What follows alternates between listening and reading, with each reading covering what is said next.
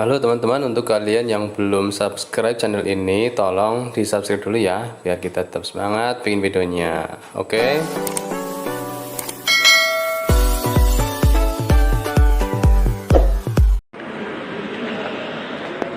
Jadi yang lainnya dicek lagi ya. Ini kemudian samaran yang kalau bisa usahakan yang tahunnya di ini ya, yang seperti ini nanti kalau bisa dicari yang tahunnya di atas 2012, minimal 2012 tahun 2005. Nah ini sing anu ya, jangan barengan ya, pelan-pelan sih ya. Kan kualitatif apa kuanti? Hah? Kuali. Oke, kalau kuali dengerin enggak apa-apa ya. Nanti tetap tak cek satu-satu. Yang kuanti belakangan, kuali dulu. Supaya anu ya. Terus ini sudah cecet bin ini ya, termasuk ini ya Pak ya, ganteni ya. Ini ya, ini gatot ini ya. Kalau di tengah jangan huruf besar, kecil ya. Ini nanti sambil nyusul Anda tambahi, jadi nulis penelitian relevan itu nama, terus tahun, terus judul. Kalau tambahi dari jurnalnya apa, setelah dari jurnalnya apa. Yang belakangan nunggu ini ya, sambil nunggu dengerin tidak apa-apa, tapi harus fokus ya, karena suaranya karuan. Jurnal baru temuannya apa? Temuannya itu singkat aja A, B, C gitu ya. Ini masih ya, ini masih ini nggak ada judulnya ya, nggak ada judul jurnalnya, nggak ada, nanti diperbaiki. Kemudian, nah setelah 4 yang kelima, ini kan ono sing panjang kali lebar kan Mas Sampen. Nggih. Kan ono sukri, ada teori lagi. Sini cipta temuannya apa? Dan ini kan ono teorinya sukri dan macam-macam enggak ya. Nah, kemudian di sini tidak hanya sekedar Anda membedakan di apa? Penelitian relevan terakhir itu tidak hanya sekedar membedakan. Tetapi maksud saya gini, contoh yang paling sederhana ya. Ini deskripsi itu nanti selalu ditanyakan. Hasil penelitian saudara itu relevansinya dengan penelitian terdahulu itu seperti apa kan gitu. Jadi penelitian terdahulu itu misalnya gini. Kalau saya mau meneliti tentang diabetes ya, di kota sini Cilembu dengan daun pepaya, di sini Cilembu dengan daun kelor, sini Cilembu dengan daun belandir, sini daun pepaya kates ya, misalnya daun pisang, ini daun apa. Artinya apa? Bahwa relevansinya bahwa semua penyakit diabetes itu bisa disembuhkan dengan bahan utama Cilembu gitu kan, dengan varian-varian yang berbeda. Nah, saya meneliti penelitian diabetes di saya itu adalah saya mau meneliti tentang diabetes terkait dengan daun Cilembu, dan saya padukan antara daun kelor dengan daun, misalnya daun apa ini, daun mangga gitu loh, gitu ya. Jadi kalau di sini tentang supervisi, judulnya supervisi ya Mas. Okay. Kalau supervisi terkaitan dengan mutu toh? Yeah. Benar. Kalau saudara menelitikan tentang mutu, penelitian supervisi atau penelitian tentang mutu pendidikan yang yang dilakukan oleh A, B, C, D, E itu terkait dengan peran kepala sekolah secara umum, yaitu ada peran kepala sekolah sebagai seorang edukator, ada kepala sekolah sebagai ini, tetapi dalam penelitian saya sekarang saya pengen membidik mutu akademik dari supervisi. Secara umum kan mutu sekolah, tapi saya penelitian sekarang adalah mutu akademik terhadap kaitannya dengan supervisi gitu. Itu jadi relevansi itu bukan bicara perbedaan dan persamaan. Redaksinya monggo mau dibuat dua ini dan sebagainya. Jadi kalau di kemarin waktu saya menandatangani, karena sesuatu hal itu yang terpenting adalah Bapak Ibu bisa dapat surat izin dulu, itu maksud saya. Ya. Meskipun belum standar. Nah ini sambil berproses saya mau standarisasikan. Oke. Sekarang yang bab 4, sampai bab 4 itu belum gawe. Oke, ya nanti ini tak tulis ya. Anda ini pedoman wawancara perencanaan ini harus mengacu kepada indikator. Ya, nanti bisa di catatan saya, yang daftar pertanyaan dulu, bahwa daftar pertanyaan perencanaan supervisi itu harus mengacu indikator. Indikatornya apa perencanaan itu? Kalau indikator perencanaan itu ada kebutuhan, minimal ada 4 ya, teorinya ya. Perencanaan itu ada identifikasi kebutuhan atau identifikasi masalah, ada penetapan ada perumusan prioritas dengan tujuan prioritas, kemudian penetapan prioritas, yang keempat sosialisasi.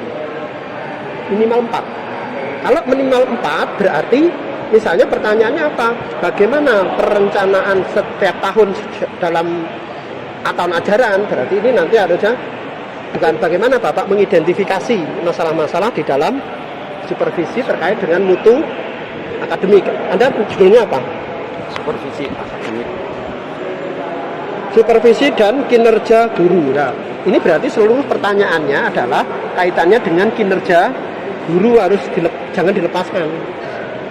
Bagaimana Bapak mengidentifikasi kebutuhan untuk supervisi terkait dengan kinerja guru. Jadi semua harus ke sana. Kalau ini mumpung belum, ya nanti kalau sudah ambil data diperbaiki. Gitu ya. Paham ya Bapak Ibu ya? Di dalam pelaksanaan semua. Pertanyaannya ini sama, boleh. Yang kedua, ini harus diperdalam dengan 5W1H. 5W1H paham? What, when, why, who, where, how.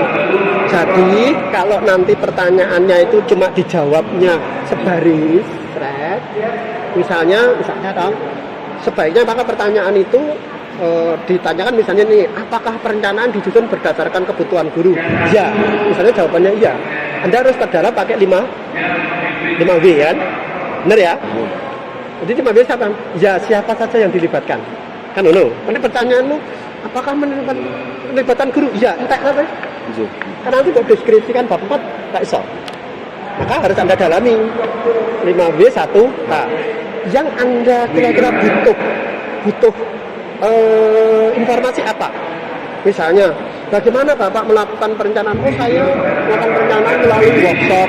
Dalam workshop saya mengundang guru dan sebagainya. Penjelasan sudah panjang, tapi Anda belum mendapatkan informasi bagaimana di dalam proses workshop itu yang berkembang apa.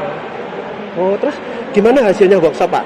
Oh, hasil workshop itu saya tuangkan dalam bentuk dokumen, kemudian saya menunjuk tim sukses untuk itu. Oh, gitu. Berarti kira-kira kalau dalam pertanyaan itu sudah terjawab sebagian B-nya, yang belum B-nya apa?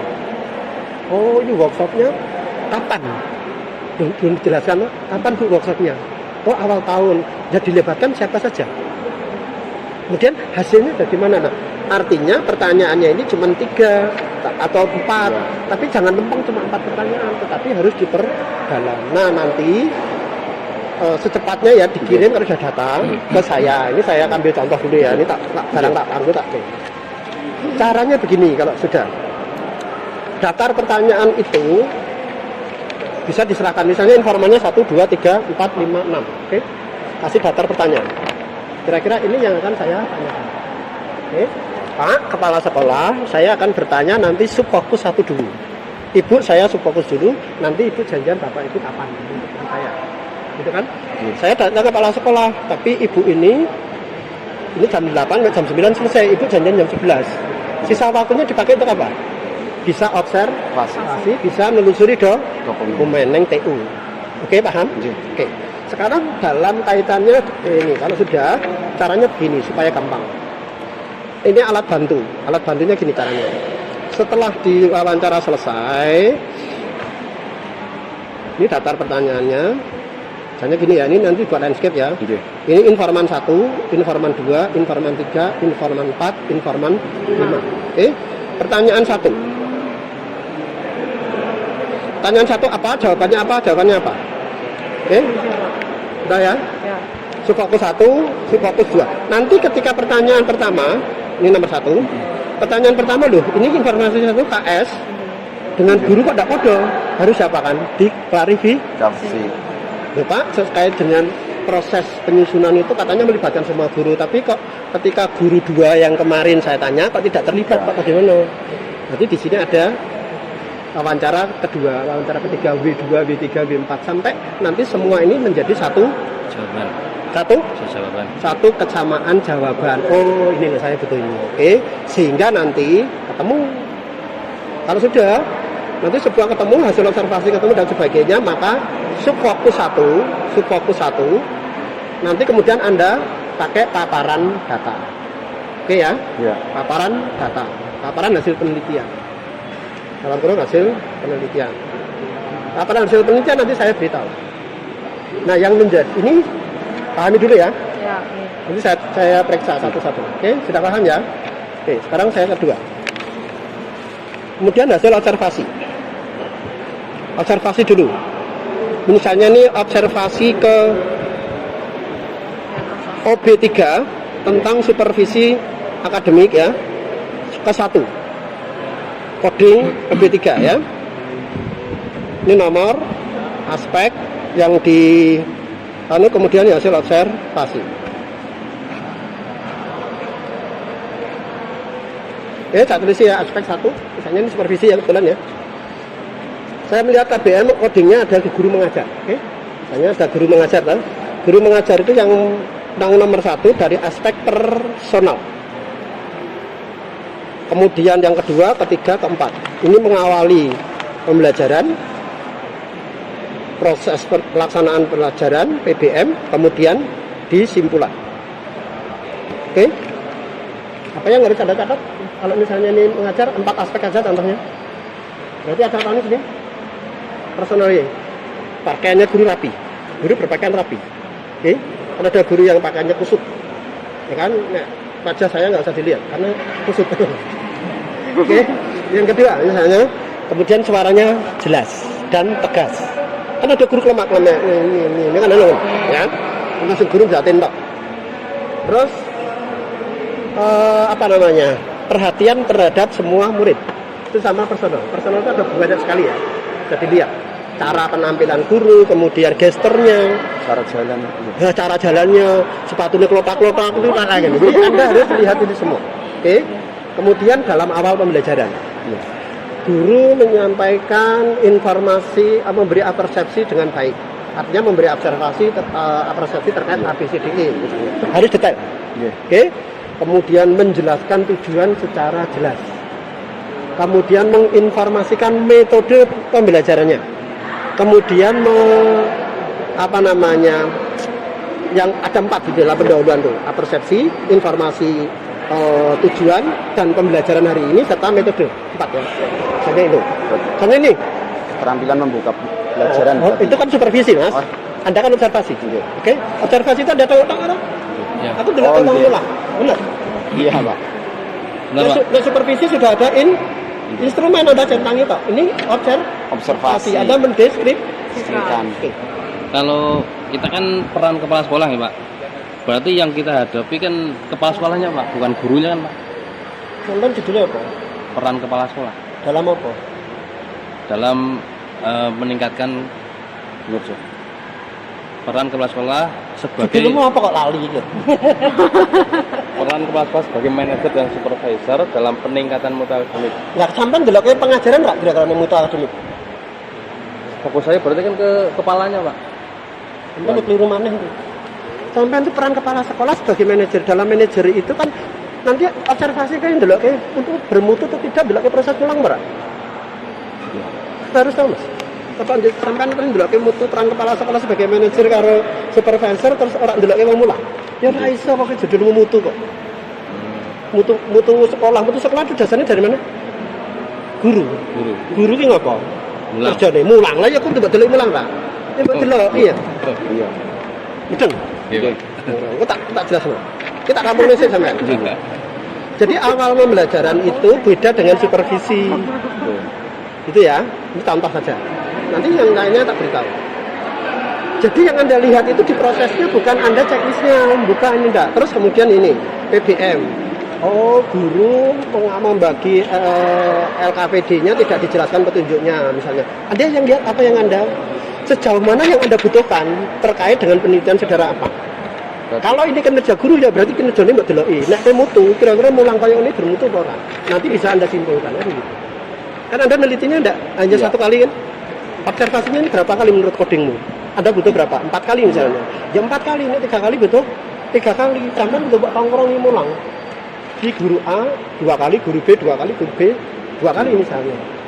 Padha ora mulange. Oh, guru mbak 1, mbak 2, mbak 3 nanti kesimpulannya sekolah ini kinerja gurunya jelek karena apa? Nah nanti Anda khusus ini, Nggih. karena supervisi dan kinerja guru berarti Anda lihat kepala sekolah yang mensupervisi, Anda mbok amati. Piye caranya kepala sekolah mensupervisi guru? Piye caranya kepala sekolah membantu memperbaiki RPP? Rapat kepala sekolah hasil evaluasi supervisi kudu mbok tonton. Nek ora mbok tonton sampean ora ketemu kuwi. Nggih. Karena kinerja guru nek sampean mutu sekolah berarti cukup mbok deloki, ora perlu ndeloki kepala sekolah mensupervisi. Enggak perlu. Tapi sampean sendelokke nek gurune mulangi ngene iki supervisi mesti ala wis mbok. Tapi nek dia khusus supervisi karo kinerja guru. Karena supervisi itu bantuan keahlian. Oh, gurune mulangi nek jali tinggal ini ora pernah dibantu carane buat RPP ini. Delokke RPP-mu. Nah, nanti contoh yang tak teruskan sedikit ya nih. Nggih. Ini barang anak-anak. Misalnya ini ya, Nggih. dokumen 4 tentang RPP, oke? Nggih. Benar ya, nanti kan dokumen 4 contohnya. Nomor. Ini aspek yang ditelusuri. Yang ditelusuri hasil penelusuran, oke? Nggih. Kalau ini tadi berapa? 4 kali ya, misalnya tergantung codingnya. Kalau yang di sini, misalnya ada 5. Anda mau lihat 1, 2, 3, 4, 5. Yang 5 itu kaitannya adalah pengembangan kurikulum. Pengembangan kurikulum Anda lihat dari apa? Pengembangan indikator. KDN siji, indikator siji, berarti tidak Anda kembangkan. Misalnya ya, ini pengembangan aspek nomor 1, pengembangan kurikulum. Pengembangan kurikulum Anda lihat dari apa? Hasilnya seperti apa? Dari RPP ini. Jangan sekali-sekali kemarin mahasiswa saya ini dipoto. RPP-nya lengkap Pak, ngono Pak. Jadi penelusuran dokumen RPP dipoto, di sini lengkap Pak, ngono jelai dah. Ping telu ketemu saya bimbingan sama saya. Tak suruh pulang terus. Nah, terus yang itu sampai jelaskan sesuai dengan hasil penelusuran dokumen RPP lengkap. Lengkap ini menurut penguji tidak saya lengkapnya ini apa? Saya ngerti kan gitu. Ya. Jadi nanti harus pakai ini. Ya. Untuk dilampirkan Pak. Nanti dilampiran semua. Oh iya. Tak jelaskan ini dulu Bu, nanti tak tanya belakangan, tak kasih kesempatan tanya. Oke? Iya. Biar nurut sih. Kalau ini sudah, nanti yang kedua, aspek perumusan capaian pembelajaran. CPK. Oh, capaian pembelajarannya aspeknya apa? Oh, rumusannya tidak pakai ABCD. Rumusannya tidak ABCD. Teman mudeng Bu ABCD? Audion. Tak mudeng, mudeng. Ya, kondisional. Mudeng enggak? Beri. Tidak mudeng, teman? Apa kuwi? Ya, ABCD mudeng enggak? Ngaku wae nek mbak aku. Jadi ABCD itu audien, behavior, condition, degree. Jadi misalnya setelah misalnya ada rumusan, setelah mengamati video pembelajaran dan PowerPoint, peserta didik dapat menjelaskan sirkulasi darah Kecil. darah kecil pada manusia. Berarti sudah ABCD kan? Nggih. Dengan mengamati itu berarti apa? Dengan Komponen. mengamati peserta didik berarti kan A ya, peserta didik, kemudian behavior itu mengamati B. Kemudian audiennya peserta didik kan, Iya. kondisinya dengan melihat video. Degree-nya apa? Menyebutkan peredaran darah kecil dengan Benar. nah, itu ABCD. Oh, rumusan CPK-nya tidak menggunakan rumusan ABCD, tidak sesuai dengan indikator, tidak ini, tidak ini. Jadi dia sampai kepala sekolah atau guru orang iso ngerti ABCD mulai sih ngono. Jadi sekolah meneh. Paham? Iya. Paham Mas? Iya. Sampai nggak mau tunggu ya. Sudah. Yang kedua ini konteks, konten isinya, model dan metodenya. Model dan metode. Model dan metode yang digunakan guru tidak sesuai dengan tujuan pembelajaran. Loh, ini cocoknya kalau peredaran darah itu berarti apa? Discovery tak cocok, cocoknya apa? Project sama problem base minimal. Ya kan? Oh, tidak pakai LKPD dan sebagainya. Kemudian nanti evaluasi. Evaluasinya, oh dalam evaluasi tidak cocok dengan indikator. Iya. Evaluasinya cuma satu teknik dan sebagainya. Kemudian bagian RPP, bagian penutup, oh tidak ada tidak ada refleksi, tidak ada ini, tidak ada ini. Ya sudah. Nanti jenengan tanda tangan, yang punya dokumen tanda tangan. Namanya legalisasi. Pak, aku butuh iki. Jadi nanti RPP, nanti Anda mau lihat apa? Mau lihat RKAS. Kalau RKAS berarti nanti fokusmu apa? Iya. Sebagai supervisor berarti harus ada perencanaan supervisi. Ada anggaran untuk sosialisasi program supervisi 3 juta, ngono lho. Aja dipoto RKAS lengkap celing ngono. Paham, Pak? Iya. Oke. Sudah ya? Iya. Yang lainnya menyesuaikan. Iya. Oke, ini Iya. belum lengkap. Saya mau lihat yang ini, paparan datanya. Walaupun kurang ya, mereka. Teknik analisis data. Buka ini bab 4 ini? Belum, Pak. Belum. Oke, berarti dilengkapi dulu ya. Iya. Saya sudah ada bab 4 siapa? Oke. Sudah paham tuh dari sini nanti sebentar lagi ya tanyaan gitu. Ini bab 4, ini profil ya. Profil tidak usah pakai tabel ya, Bu. Profil ini bisa di lampiran, bisa di sini tergantung. Kalau saya tidak masalah. Tapi nanti kalau ada penguji menyarankan, misalnya penguji 3-nya si X, menyarankan profil taruh di lampiran, ikuti baik gitu ya. Tapi ini tak? Terus visi misi tujuan sekolah, tabel tidak boleh bold ya Bu, ditulis tabelnya di sini, nulis tabel ya. RKS tahun sekian, tahun sekian. Kalau isinya sama, boleh enggak? Boleh, karena ini turunan transfer. Gitu loh. Maka nanti di sini Ibu di nomor mana nanti? Nah ini nomor 2 ada enggak? Ini triangulasi waktu ada ya? Ini TB ya? Bisa, oke? Ada triangulasi sumber, ada triangulasi teknik, ada semua masih. Sekarang yang ketiga, mengidentifikasi kemudahan dan hambatan program. Angulasi waktu ini ada enggak? Dokumen ada, karena mesti di dokumen laporan tahunan ada enggak? Hasil kan ini kan di hasil 3R, hasil tahun kemarin, sekarang tahun kemarinnya lagi bisa dilihat. Jadi sekali lagi triangulasi waktu selalu mengacu ke dokumen. Nah kemudian yang observasi misalnya ini pemimpin program, tim pelaksana itu bisa observasi enggak? Pembagian tugas kok. Tugas mengajar. Tugas tim pelaksana. Anda bisa observasi ini enggak? Pertanyaan saya Ibu, observasi ketiga. Pembagian tugas tim. Bisa Mbak observasi Pak? Sudah tidak? Bisa, karena pembagian ini tahun depan, tahun yang lalu. Sekarang yang bisa Anda lacak di dokumennya, pembagiannya seperti apa nanti di dokumen ini Anda lihat dokumen mana yang sesuai dengan laporan kegiatan program. Ini masih ada pembagian tugas gitu loh. Iya. Jadi ini kan coding yang rencananya Anda waktu proposal. Iya. Tapi pada saat pelaksanaannya kan belum tentu karena izinnya sudah di akhir tahun. Pembagian ini kan tidak mungkin toh. Ya berarti ini harus paham Bu? Tapi nanti sebagai gantinya dipindah di dokumenmu itu loh.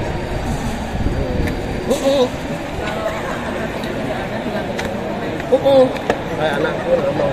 Ya Dek. Anakku ngomong. Kalau penyusunan jadwal bisa enggak? Hah? Tidak bisa. Anda lihat di dokumennya. Kalau dalam pengorganisasian yang bisa Anda lihat sosialisasi masuk perencanaan ya. Di dalam pengorganisasian yang Anda bisa lihat apa? Pengawasannya kan, sama proses koordinasinya yang bisa mungkin Anda observasi. Karena pada setiap saat koordinasi itu tidak harus resmi pakai forum resmi, tapi bisa informal. Kan delok gedong. Pak ini Pak, ini tolong golek ngene. Kayak Pak Tri kan sing bagian ini kesesuaian atau undangnya Pak Tri ini. Itu namanya koordinasi.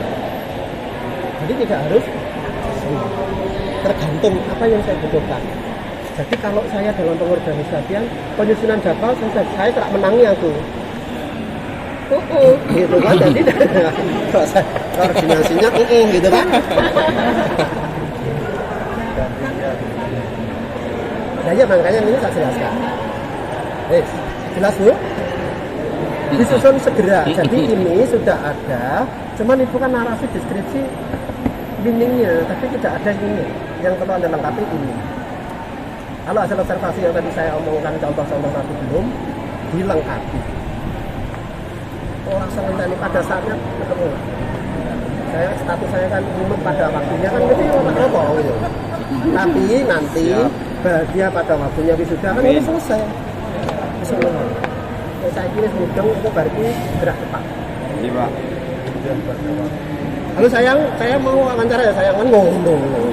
Siapa ngerti sing diwawancara salah satu guru mantan pacarnya kan ini. Halo sayang mau wawancara nanti ya ini Pak Nur sudah